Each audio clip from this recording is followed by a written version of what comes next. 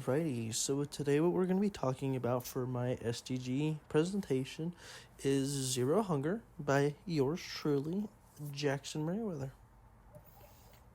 Now, what is zero hunger? The main reason behind world hunger is living in poverty, which then can be followed by the people who can't necessarily afford the higher quality foods.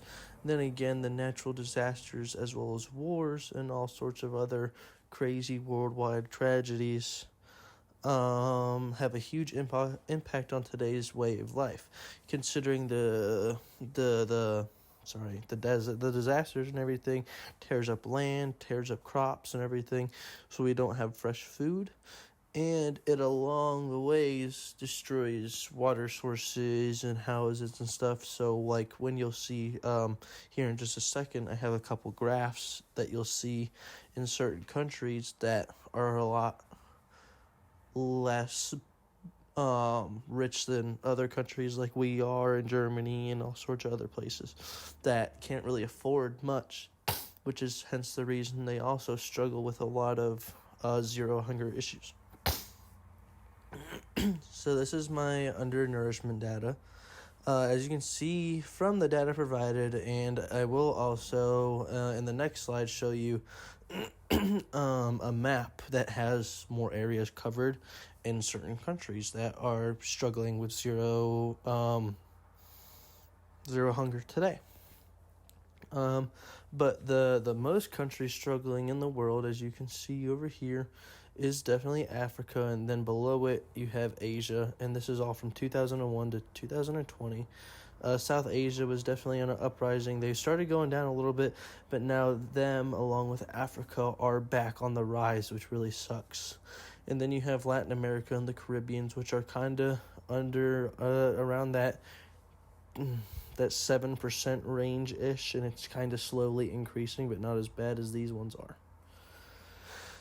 And you can see that rates of hunger are highest in, like I said, sub-Saharan Africa, as well as Asia, and much higher rates than Americas and East Asia. Rates in North America and Europe are below 2.5%, but however, the FAO shows this as 2.5% rather than a specific point estimated. And then this is what I was talking about earlier with the world map. So this is a world map data showing the same. It's not the same data from the previous slide, but it's very similar data. This is more food insecurity data than undernourishment data. But this is kind of giving you a broader explanation to really show how bad it is. As you can see here, Africa is definitely the worst. And then we have South Asia, and then we have Latin America and everything.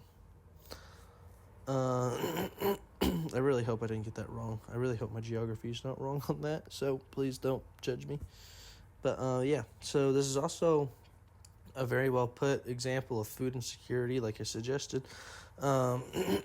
Severe food insecurity tends to imply reduced food intake and thus more severe forms of undernutrition. Now, some solutions we can do is to keep our soils and water clean, use less water, know where your food comes from, as well as supporting local food producers. Some other things we can do is set up soup kitchens, which in the last year have fed almost 20 million people. And then we could also set up food banks, which help distribute food to those in need. And yeah, that's my presentation. Thanks.